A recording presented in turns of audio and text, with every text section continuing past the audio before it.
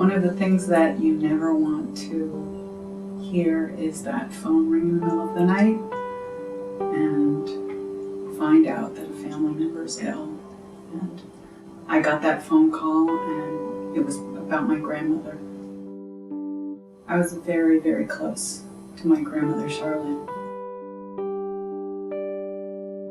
It's a very scary thing to see someone basically on their deathbed.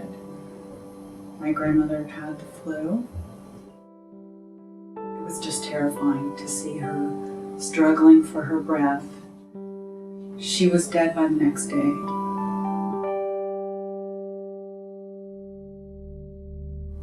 And then I got really sick.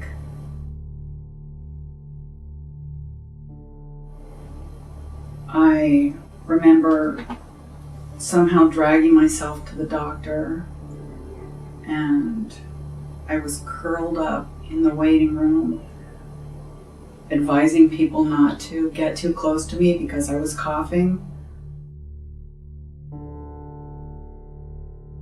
They diagnosed that I had pneumonia. My cough sounded like a death rattle, and they sent me home with, 4 or 5 different medications. I had to have a friend pick up a home breathing unit. And so I'm at home and I'm just miserable in bed. And I get a call from my mom. She said I was just out with my helper. My mom's disabled. And when we came home, 911 was here. And they're taking Dad to the hospital. Can you go? I really didn't know at first how critical it was. I didn't know, was he dying that moment? And for him to have called 911, he must have thought he was dying.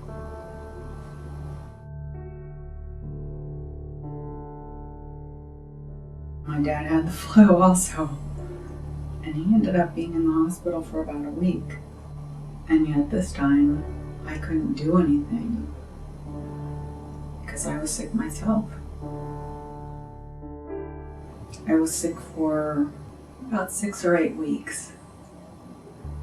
Sick as I'd ever been. Friends were calling me, they would hear me cough, and they would just be terrified. It was a really scary time. To this day, can feel that my lungs were affected by having the pneumonia.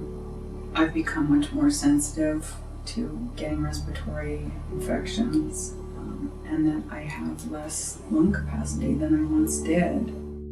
I feared that as an amateur singer, I might never get my voice back.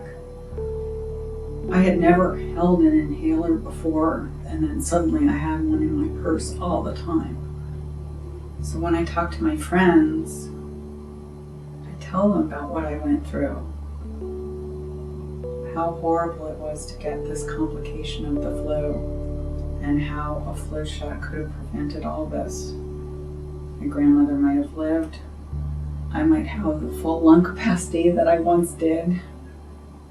My dad had been spared a week in the hospital. My dad is like me. We are among the first people in line. Every year when the flu vaccine becomes available, I'm there with my sleeve rolled up saying, please give this to me. I think my grandmother Charlotte would be proud that I'm telling this story.